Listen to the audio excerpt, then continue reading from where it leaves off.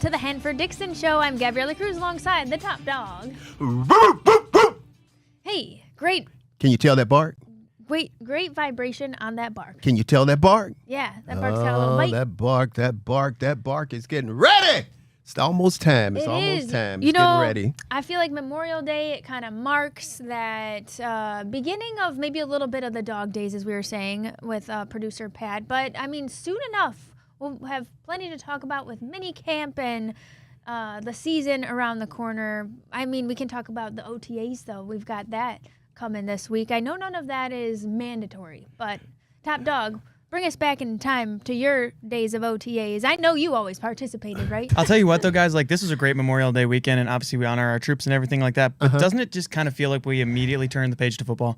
Yeah. Doesn't it kind of feel like, I understand it's the dog days, and the top dog knows better than anybody else, but doesn't that kind of feel like the last day of summer before you go to school, and you're kind of like a little jittery, a little excited, but also there's work to be done, guys.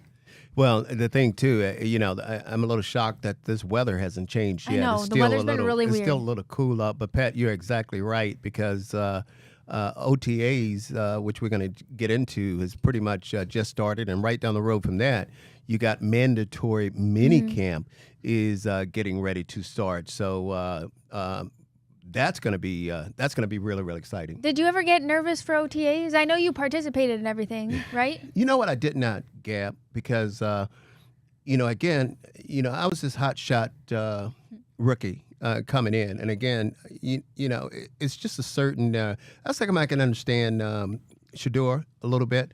I mean, Shador wasn't the number one pick. I was the number one pick coming in, but he wasn't, but he was.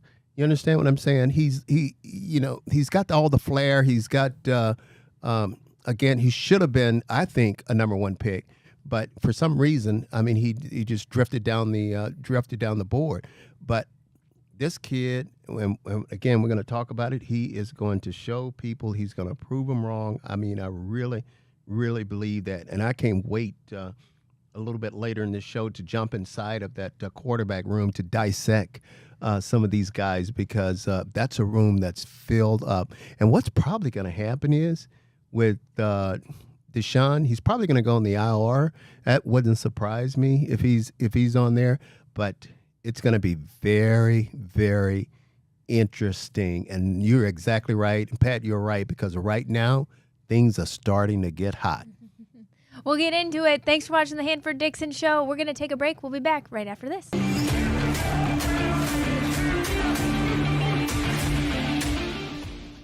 Welcome back to the Hanford Dixon Show. It's time for our Browns headlines, brought to you by our friends at Northeast Factory Direct. The weather, guys, is finally, slowly but surely, warming up, and that means it's patio season. Don't waste this beautiful days we've got ahead sitting on old worn out furniture or waiting weeks for some online order to show up. Northeast Factory Direct has a massive selection of high quality patio furniture in stock and ready to go right now. If you haven't been in store, you got to see it to believe it. It's very stunning stuff, and it's just high quality. Get in there to check it out. They've got sectionals, UV-resistant all-weather wicker, Sunbrella performance fabrics, and dining sets made with heavy-duty, power-coated steel built to handle Northeast Ohio weather. So whether you're looking for a full patio set or just a couple of new pieces to add and freshen things up, you'll find what you need at Northeast Factory Direct. Visit them today in Cleveland, Euclid, Macedonia, or North Canton. You can also browse the patio selection online at northeastfactorydirect.com. If you're coming in store, don't forget to ask about that Hanford Dixon bonus. You better ask for it if you want that little extra something off, a little something that they will give you. So gotta go with it. Go with it. Get yourself a little deal. You know what I forgot to tell you guys? I forgot to say congratulations to Charles Woodson. That's right. Boy, you talking about a big deal where he's now a minority owner with the Cleveland Browns. And, I have to say kudos, too, to Jimmy and Dee Haslam for making this move. I think it's just a great move. I think it's the first time with the Cleveland Browns that they've had some type of minority ownership. And Charles, I don't know him personally, but everything I've heard about this guy is he's just an awesome person and a good human being. And, didn't he go to, where did Pat, is that Ohio State boy? I want to say he went to Michigan. Michigan. But that's the funny right. thing is That's he's right. from Fremont, which is kind of... But he's from Ohio. He's from Ohio. Okay. But the thing is it's kind of interesting because Fremont is a little bit more towards Sandusky, towards kind of the Cedar Point sort of area. Yeah. So it's kind of interesting that it went to Michigan, but a local product making it big. I think he's still with CBS right now. He's, like you said, he's one of the better people in and around the game. So Charles Woodson as a limited partner, bring him aboard. Yeah. Sweet. That's awesome. Kind of excited about that, and again, we just, from all of us here, we just want to say congratulations, and Big Dawg, we welcome you to Cleveland. I mean, come on in here, sticking your chest out, Charles. Stick your chest out. Anytime you can do that in front of those Ohio State fans, I'm happy. Here we go. Yeah, you're right. It was Michigan. Hey, there's a lot of Michigan fans in Ohio too. Now, I guarantee you, those guys are happy. That's fair. That's fair. I'm looking at his resume here a little bit. Yeah, national champion and first defensive player in college football history to win the Heisman Trophy. Let me tell you something. He is just unbelievable player. I mean, an unbelievable player. And this kid, again, we talked about it. He's just, every time you turn around, he was making plays on the football field. And, as a shock, I forgot he went to Michigan. That's right. I think, didn't he play both sides of the ball, too? I was thinking Ohio State. I think he played both sides of the ball, too, Hanford, Yeah. which would have been interesting if we didn't trade out of 5 and got Travis Hunter. But I guess we can't have that parallel with Charles Woodson. He's still still a pretty great player, though. You think it was even if he was in that blue and... You think any of these Ohio State fans are a little bit upset because he went to Michigan? Of course. Why wouldn't we be? Yeah, They said you could have found someone that went to Ohio State and made that move. Man. Well, at least the brown and orange, or the blue and orange wouldn't mash. So at least that's a positive for us, guys. Yeah, this is good. I think it's a great addition. Damn it, we bring him in, and then we also draft Mason Graham, as with that That's number right. 5. How about that? Yeah, we're... Everybody doing, go blue! as long as we win Hanford, I think there's a lot of Ohio State fans and anybody who'd be willing to get over that. But it runs deep for these people. I understand. I'm not, I'm a little more impartial on college football, so I've never picked a side really. But anyone who's definitely either attended or grew up in a family or became a big college football fan, this is big stuff for them. I know. Yeah, and Pat hit it right on the head. He's just a super guy. But guys, this thing is kicking off. This thing is kicking off already. I can't. You were just talking about the quarterback room, and we want to dissect it a little bit. Something that's interesting is Deshaun wanting to return this season and turning it up on social media and his workouts and trying to maybe make a statement of some kind. What do you think the Browns would do if Watson is cleared? Well, you know what I think? Like I said earlier, I think maybe he's going to go on IR. But, I think it's really bothering him. I think, we see all these posts on Instagram and all that, all the sites with him and his fiance, I want to say, a girlfriend or whoever she is. And I think it's really bothering him that he's come to Cleveland. And he was projected to be this savior for us at quarterback. Obviously, you could tell that by the amount of money that we gave him. I mean, the first time in the National Football League, a fully guaranteed contract. I mean, a fully guaranteed contract. You guys... and at the time, very historic. Well, you guys asked me about those fully guaranteed contracts because right, when because you didn't have any guaranteed ones, did you? No. When I came out, the only thing that was guaranteed was the bonus, and the bonus wasn't the way they're paying them today. That didn't mean anything when Walter Payton ripped it up, too. Yeah. Right. It's guaranteed, but it's on a check that's all ripped up. Guaranteed with an I was headed that way. I got my first check, and Walter ripped the whole damn thing up, and then jumped on the phone and called Mr. Modell and said, "Hey, that check you just gave that rookie, you got to give him another one." But guys, speaking of guaranteed, Mason Graham. I mean, just to show you, just go on with this thing. Mason Graham just signed, what was the gap? 4 year? I think it was a 4-year deal. And 40. What was the number? 40 million. Okay. I mean, 48.74. Yeah. And all of it. Just always all of it, guys. I know it shouldn't be, but all 4 years is guaranteed. Yeah. And but you were asking me a question about the salaries and them signing them. What was? I was curious with our draft picks. 5 of the 7 are signed. I was just curious about the timeline. What takes teams so long? And is there a chance that some of the draft picks wouldn't get signed because the timeline is kind of funny to me. Are they just negotiating, Yeah, they are. Everything is a negotiation. You're exactly right. And I don't think with a lot of these rookies, I think in Cincinnati, I think we heard some rumblings or something where the guy possibly wasn't going to sign. Maybe he's going to hold out or something. But I don't know. I don't think so, because once one or two guys sign, it's like a domino effect. Everybody else just falls in line, because what's happened then, the market has pretty much been set. And once the market is set, I mean, you might as well just go ahead and get what you can get and within that range.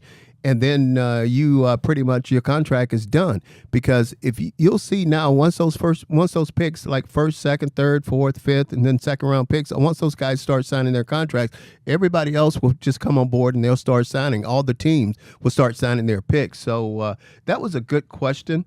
But the market is pretty much set with these guys. Now, you don't see a lot of these rookies or any of these rookies holding out. Now, it's a totally different story when they were going for that second contract and that third contract. Yeah. Then that's totally different. I would feel that it's a little bold on a rookie's part to do that. Of course. You better get your butt in here and try to play and try to make this, But as a first-round pick, you don't have to worry about it. Yeah. Because you're going to make the team. If you just gave a guy a guaranteed $40+ million, he's going to make the team. I don't care what it is. Right. There's not a lot of stuff that he could do to screw that one up. I hope not anyway. That's one of the things, guys, that encouraged me a little bit about Shedeur Sanders, too, as we're going to get into the quarterback room in a second. He signed his 4-year, $4 million total contract, and he didn't hear a whole lot about it. There wasn't a whole lot of negotiation. He was never going to hold out, kind of taking his medicine, taking a little bit of humble pie in there. Mm-hmm. It was really encouraging for me that he has that attitude going into OTAs, having the contract signed. Haven't heard a peep from Deion Sanders. Yeah. Everyone's always like, oh, his dad's going to be a problem. Haven't heard a word about him. I'm telling you. Contract is signed. He's in OTAs. Let's ride. I have this psychological theory that this is the thing, this is the medicine. As you said, take your own medicine. This is the thing that serves him the best. I love it. Because now he doesn't have the pressure of living up to some astronomical number based in hypotheticals about how he should be playing. Because a lot of this is based on hypotheticals about how a kid who played in college is going to play at the National Football League level. So I would say this is the best thing for somebody to come in a little bit of an underdog by like salary means and by like, obviously he didn't go where everyone thought he was going to go. So I actually think that's the perfect scenario to thrive. What do you think, Hanford? You guys watch and see what I'm saying. You're hearing it out of my mouth. Sanders is going to get with Tommy Rees, who is our offensive coordinator. And I'm telling you, this kid is not your average 5th-round draft pick. This kid should have been taken somewhere within those first 5 picks in this draft, and he fell to the 5th round. And I'm telling you, that's on the back of his mind. He's going to come in here. He's going to work. I could just tell by knowing who his father is, Deion, this kid is going to come in here and he's going to work his butt off. I mean, he is going to go all out, and it's not going to surprise me if Shedeur Sanders is our starting quarterback at some point during the season. Let's take a break. We'll be back with more Hanford Dixon Show right after this.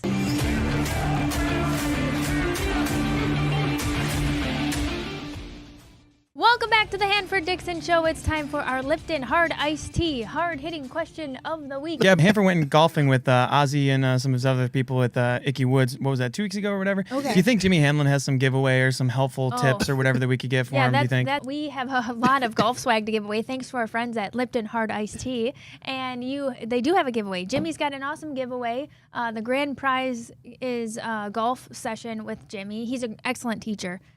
So definitely stay tuned for this opportunity. How important, Hanford, is it to draft winners? You know, because if we look at our draft class, and we've got Graham and Judkins both won national titles in college. Dylan Gabriel won the Big Ten title. Obviously, Shedeur, he changed that Colorado program into a winning culture. How important is it that we're drafting these winners? You know, I think it's very, very important because what you do is you have that winning mentality. And you guys hear me say this, and I say it all the time. I used to, I had an old saying that I used to say all the time: expect to win, because if you expect to win, you'll find a way to win.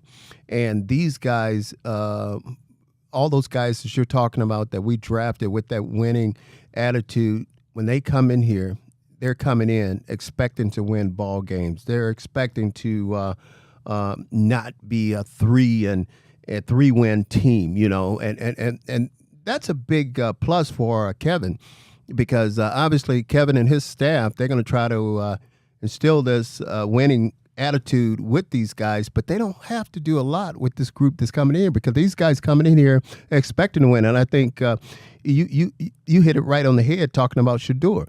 I mean, this kid, he won at Jackson State.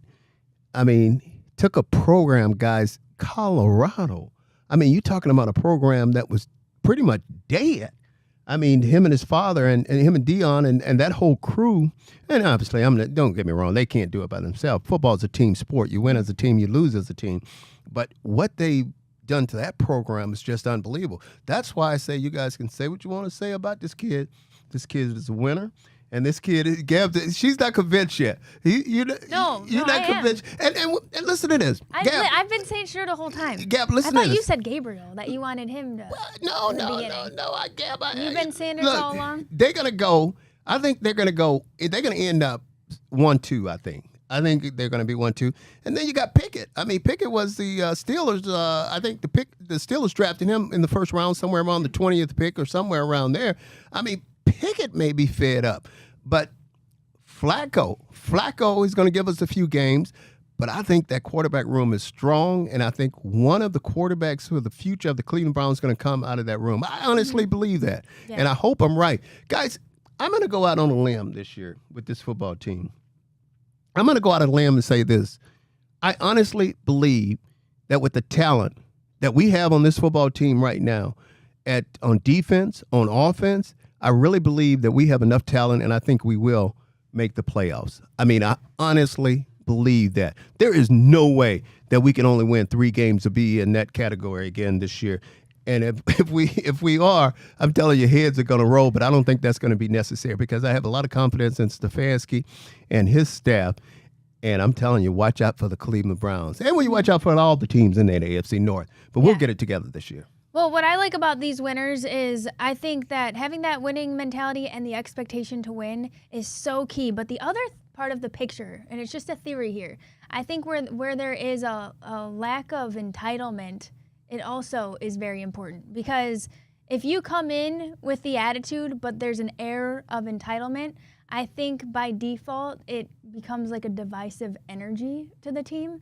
So you got to really have that personality that has the leadership quality with it, because if you come in big man on campus, speak from your own experience, Hanford, I mean, it has the capacity to rub certain people the wrong way, and it could create fiction, no? Listen to me. I don't give a damn how it rub you. I don't give a damn. I'm coming in here. I am the best at my position. I want you to know that I'm the best at my position. Wide receivers, I don't care who you are over there. You could be CeeDee, Jared Judy, or whoever you are. When I line up against you, I'm going to beat you. I'm going to get you ready for the season. Everybody have to have that attitude. And why don't you, I'm going to challenge you to jump on board with me and have that same attitude. And as a team, and all of us get that attitude, we're ready to go. Like we used to have a little saying, I'm not going to say it, but I'll just say this.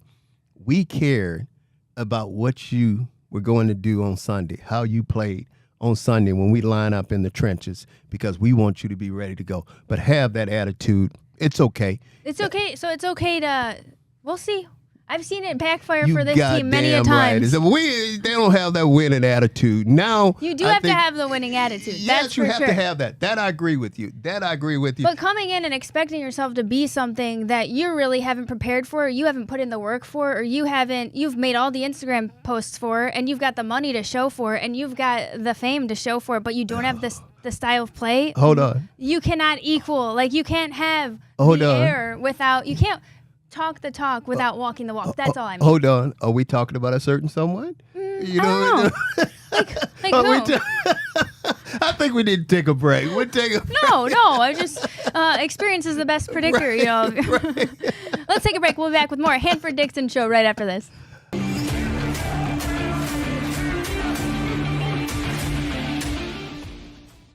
Welcome back to the Hanford Dixon Show, presented by our friends at Smart Choice Windows. If you've been thinking about upgrading your home this spring, look no further than Smart Choice Windows and Smart Choice Bath. Smart Choice Windows is running a great deal right now, Hanford. Buy 2 windows, you know it, get 2 free. And it gets even better. They're offering 0% financing for 24 months, or if you prefer, they also have a no down payment option with monthly payments as low as $199. Some restrictions apply there.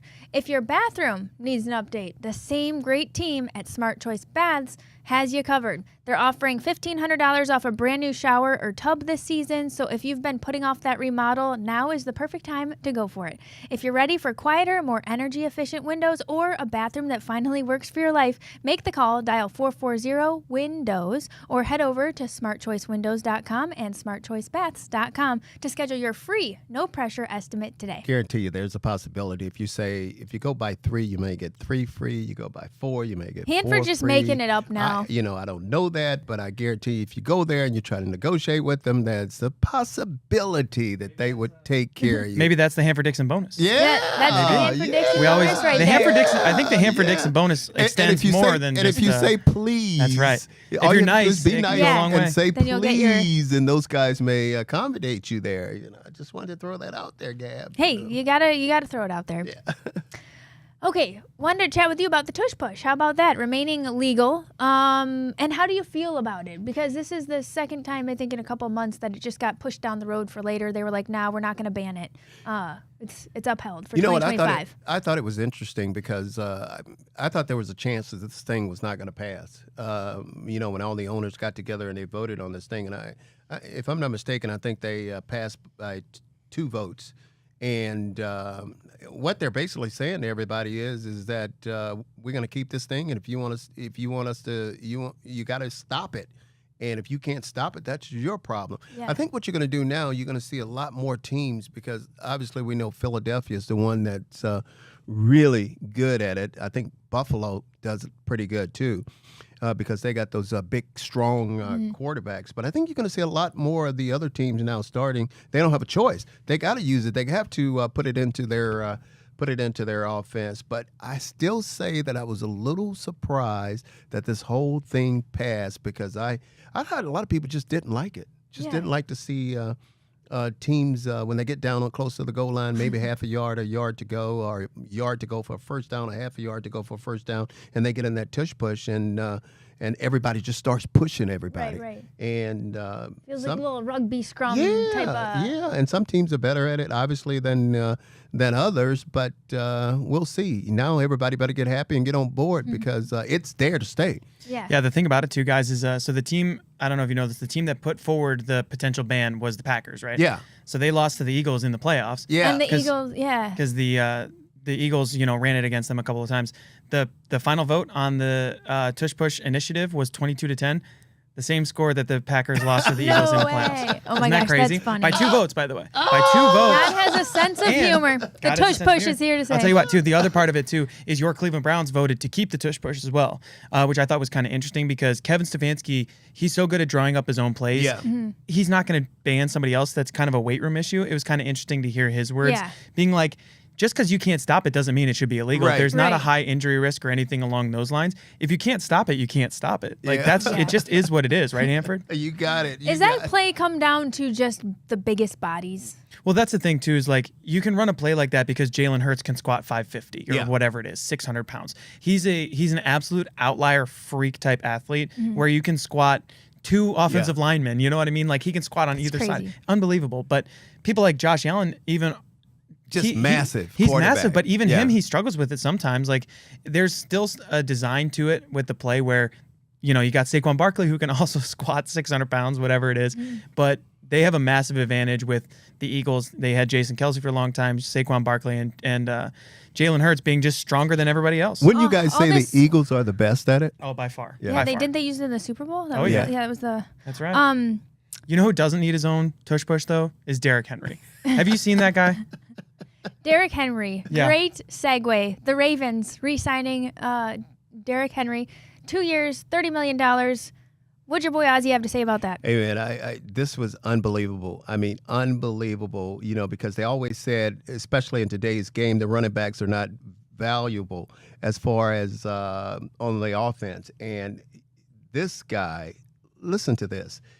Look at these numbers. He spends $240K on his body, maintaining his body during the off season. Now, $240K, that's what he spends. Look at this diet. There's no fried foods, no dairy, artificial sugars. What? Doesn't eat now until 5 o'clock during the season. And if you have anything, I mean, maybe banana or avocado or something like that. And so look at some of his stats, way. guys. I gotta look Incredible. this up. Where'd you get this? He has 6 1,000-yard seasons in the last 7 seasons. He has 1 2,000-yard season. He has 5 Pro Bowls, 4 All-Pros, and he was once Offensive Player of the Year. Now, as far as the tush push, when you're right, Pat, when you have a Derrick Henry at running back, that's pretty much takes care of the tush push in himself. Because who can stop him if this guy is going north and south, downhill? I mean, he's a massive, massive back with speed that can break it on every single play. But no, I wasn't shocked, Gab, when they gave him that 2-year, $30 million deal. I mean, I think it's just well deserved, and he takes care of himself. He takes care of his body, and Derrick Henry is the man. This is kind of making me sad thinking about running backs, strong running backs, and then talking about all the guys who can squat really heavy. It reminds me of Nick Chubb and how he's still not signed. Well, this is that's about the league. I mean, football is a dangerous sport. And unfortunately, that injury bug has got to Nick because, we all talk about it, 2 surgeries, I mean, on that same knee. And then he had, hurt his foot, and that hurt him. And I still find it hard to believe that nobody has signed him, but it must be something else going on with that knee that we just don't know about. But hopefully he can get on with the team and sign with someone. And because Nick is just such a great guy. I mean, such a great guy. You just hope his career doesn't end like this. Right. How about Chris Olave and the trade rumors? Have you heard anything about this? Could the Browns be looking to add another receiver? The Browns better be via looking the to trade? add another wide receiver because that's one area that we are lacking big time as far as the wide receiver. I mean, we all know with Olave, at Ohio State. I mean, you talking about this guy is just amazing. I mean, the things that he can do at wide receiver, get open, catch the football, a game breaker, those type of guys. He could be a nightmare for a defensive back or cornerbacks. And I think that would be a great, great move. We hear the rumblings talking about that. But, boy, I just think that's just a perfect fit right now to bring him, if we can get him into Cleveland. Yeah, what do you think that would take, from a trade standpoint, 3rd-round pick or a player swap? Boy, they're not just going to. One thing about them, they're not just going to give him up. They're not going to give him away. I mean, you're going to. Even though Pat, I think he's had a lot of injuries since he's been there, hasn't he? Yeah, that's right. A lot of concussions. Concussions. He went on IR, I believe it was last year, from week 13 on. It was similar to a kind of a Cedric Tillman situation, where it was a lot more concussions than Tillman, but in rapid succession taking. I was going to actually ask you this, Hanford, too. So Derek Carr, the quarterback for the Saints, just retired because of all of his injuries. So Derek Carr is notorious for Michael Thomas kind of went off on him. Gab, you know what a hospital ball is? Yeah, so that's when the quarterback just kind of launches one up there and leaves his wide receiver out to die. Hanford, when you like see... a Hail Mary? Or Yeah, kind of, yeah. So, Hanford, when you see a hospital ball like that and you see just the cornerback coming in to hit the receiver, there's nothing really the DB can do. He's doing his job, but guys like Olave are just left out to dry. Right. It's brutal. Because you're going up so high and you're left out. He's going at great speed. It's not Olave's fault. He's gotten these... It's not his fault he got these concussions. It's just kind of a brutal part of the game. Yeah. And those concussions are serious, guys. Oh, yeah. I mean, they are really, really serious. I feel bad for a lot of guys to get those things. Let's take a break. We'll be back with more Hanford Dixon show right after this.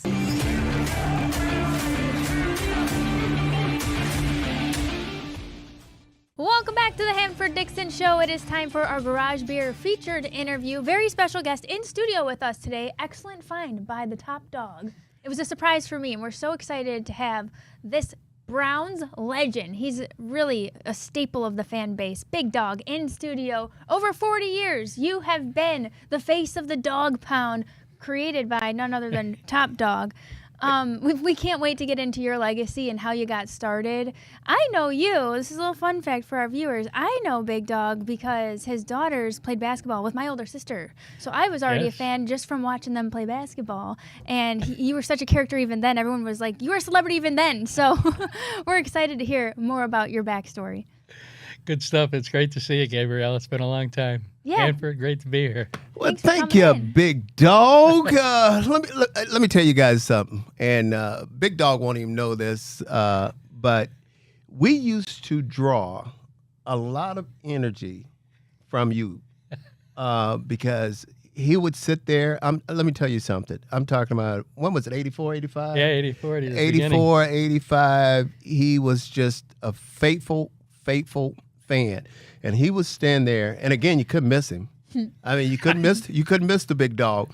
And you remember that mask? There it is over there. We got that mask over Yeah, there. we had to show the mask. Gab, that he would have on right there. And I'm telling you, when we come out and we would see that, you don't know that we were drawing energy from Good that. stuff. So first of all, thank you for that, Big Dawg. Oh, man, you're welcome. Believe me, you guys created the energy for us because what a great time during those years. We had a blast. That was some real fun times in this city, man. There was no funner times. Gab, it was so much fun because there was Big Dawg, and then And wasn't that, have you pointed this out before? It was during a time when you Yeah. could be a little closer to the Yeah. fans. Like it was a bit more of an intimate, like you can see and interact with the fans a little easier, yeah? well, you're exactly right. And then there was a lady called Bone Lady, and two people I would always remember, and that was Big Dawg, and that was Bone Lady. But again, Big Dawg, how did you become a Browns fan? That's what I want to know now.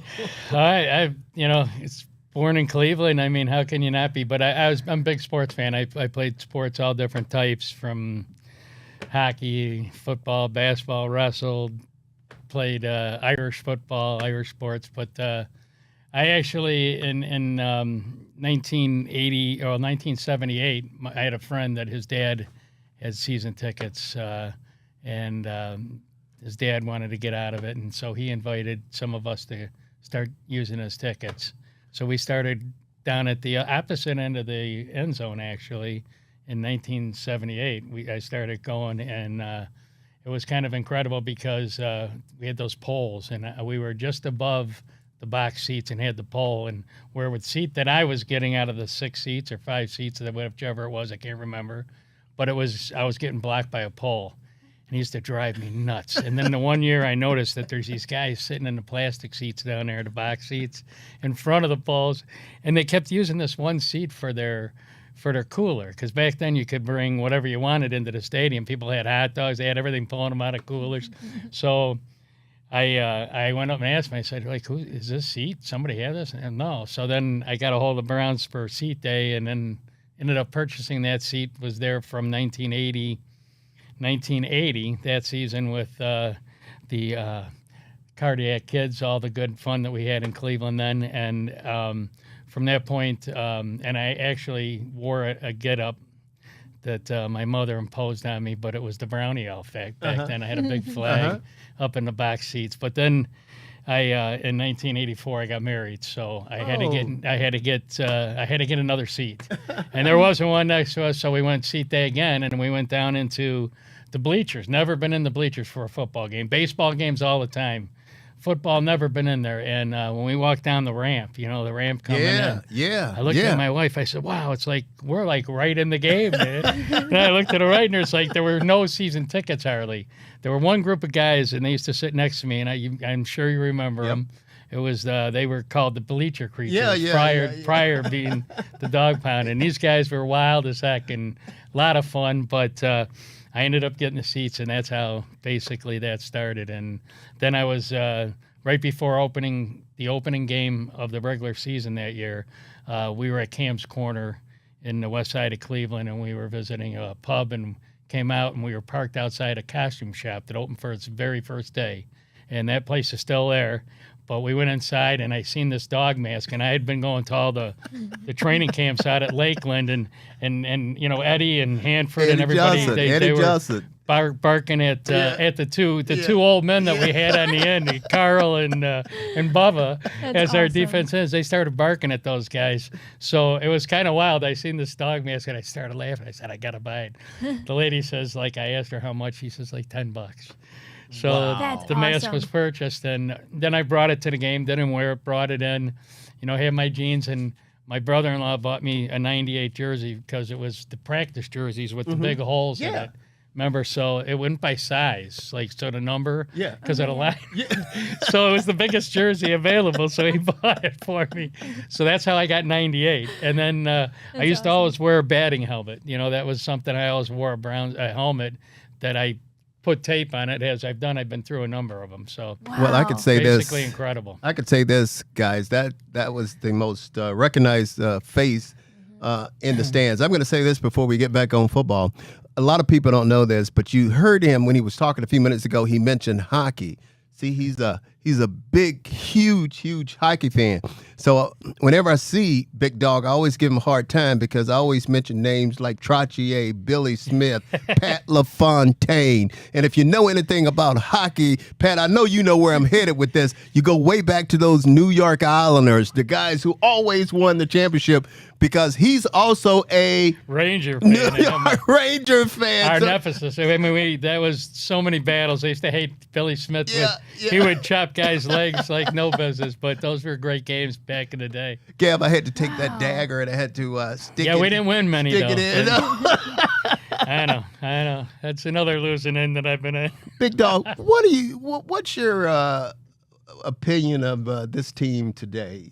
Because obviously back in the 80s, when me, Bernie, Webster Slaughter, Kevin Mack, Ernest Biner, Reggie, just to name a few, we were winning all the time.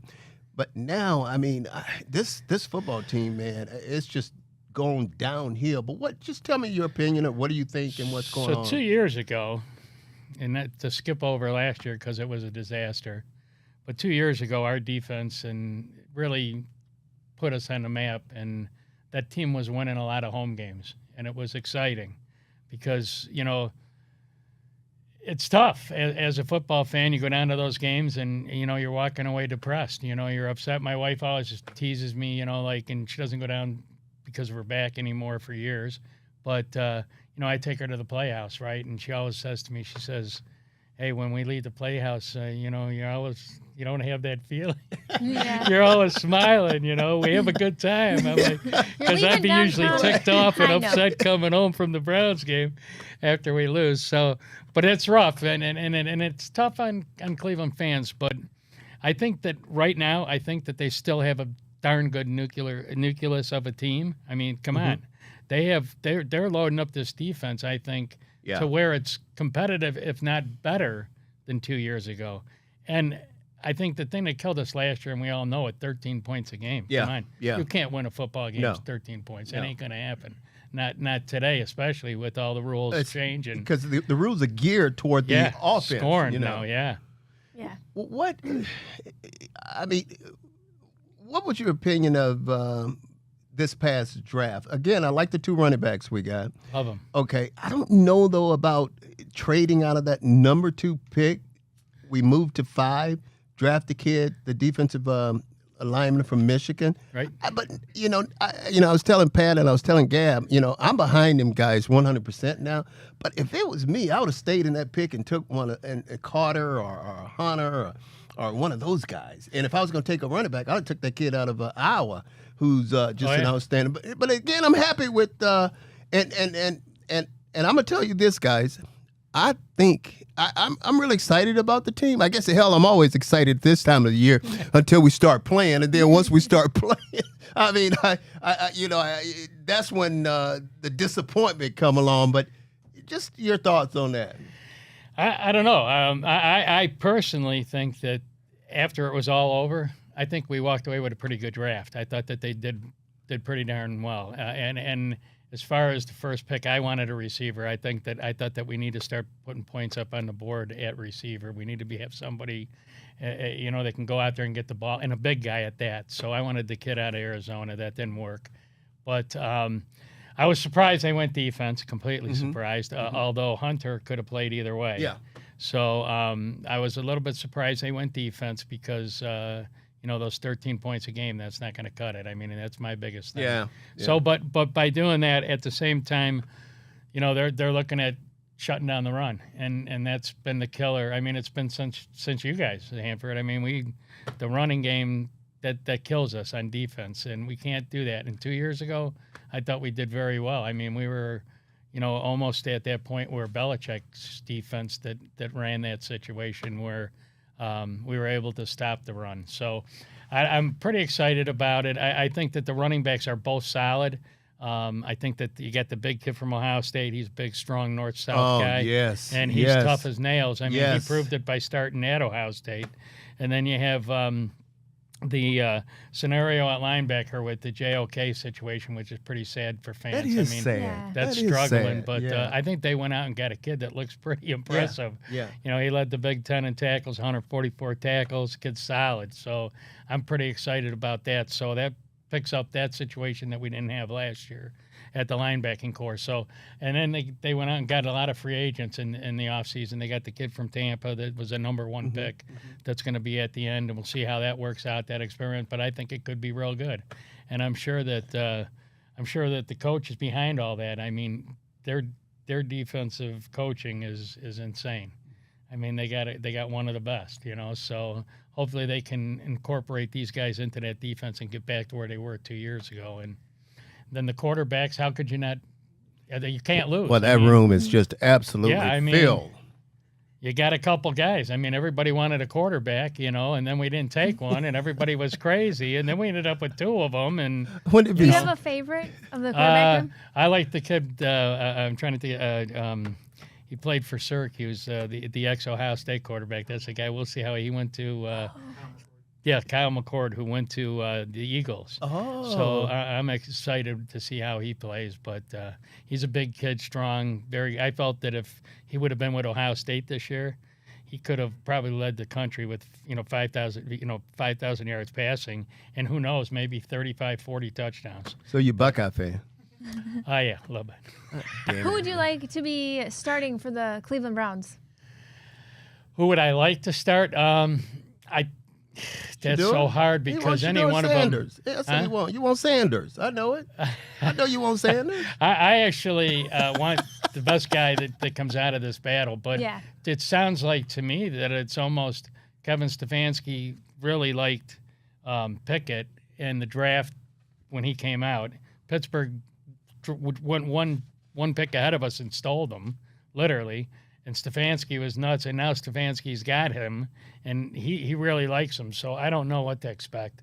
I mean, who knows? I mean, if he feels that he's the right guy to run his offense, and maybe he can do it. And Hanford, it says it's all about where you are and what you're doing.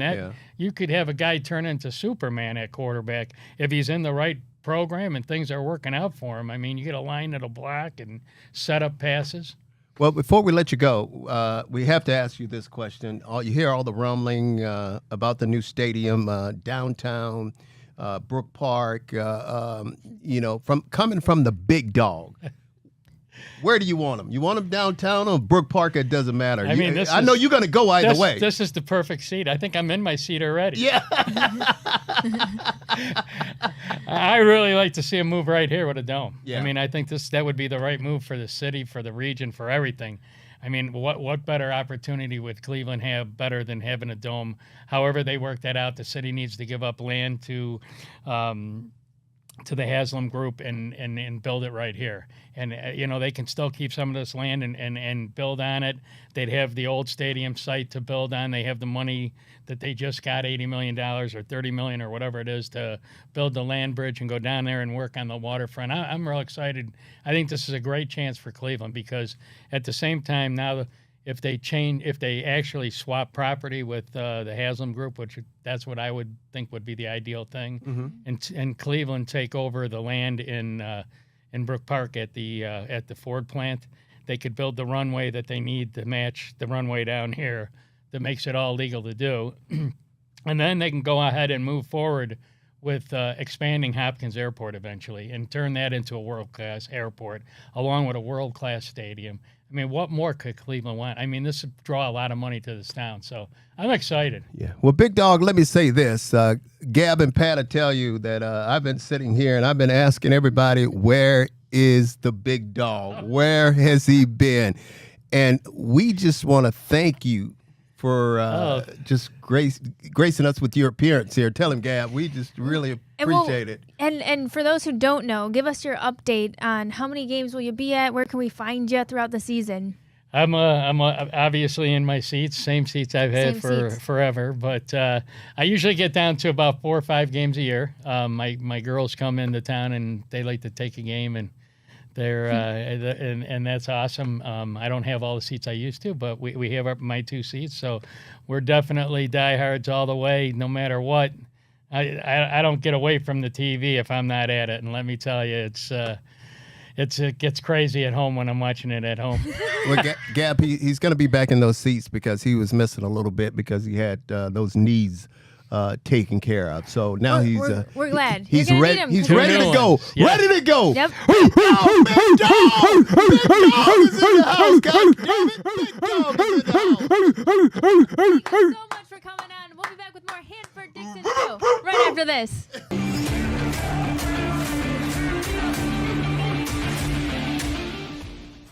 Welcome back to the Hanford Dixon Show. As we wrap up our show, Hanford, it's worth noting that soon enough, is it next weekend, the Cleveland Browns Foundation has their golf tournament, their annual golf tournament. Oh, yeah, that's right. I forgot all about that. I don't know how I forget because I'm planning the damn thing. It's going to be Tuesday, Okay. Monday at Westwood Country Club in Westlake, and which is a very, very, very nice track.